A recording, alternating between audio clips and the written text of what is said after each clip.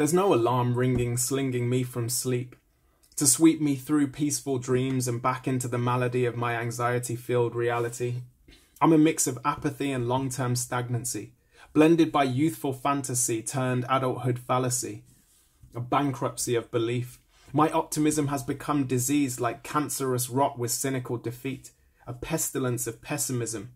I secrete bitterness and skepticism, like the bleats of fatalistic tweets that greet my crusted eyeball awakening.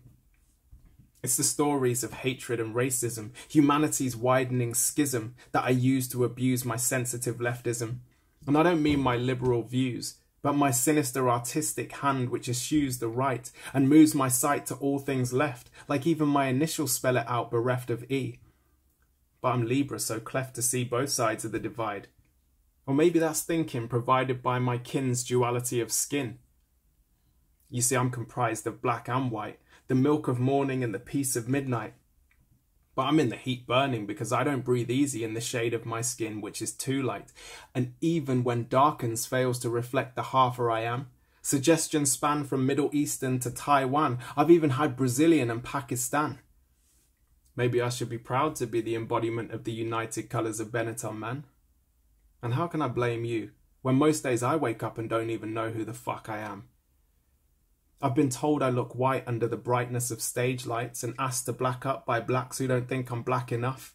Death by 1,000 verbal cuts, and even when it's not vocalised, the look in your eyes is word enough. So heavy is my mind, there are not words enough, but still I exert to dig deep and weed out the roots of self-doubt. From small seeds are mighty oaks grown to plunge me in darkness like a light blown, and hoping one day myself I might own and learn to lean into my skin's light tone.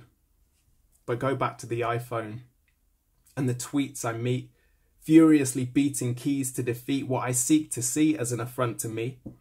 Hunt the bounce back like a ball at a tennis match, with neither I nor my opponent taking onus or even a moment to explore the components of the opposing party's chosen arguments and potentially perhaps calling it potent.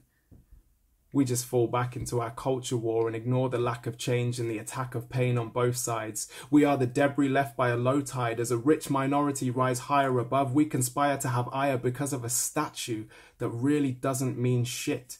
A faulty existence sits in my mind as I attempt to rise and find I'm declined by the passing of purpose, the death of determination, and the execution of impetus.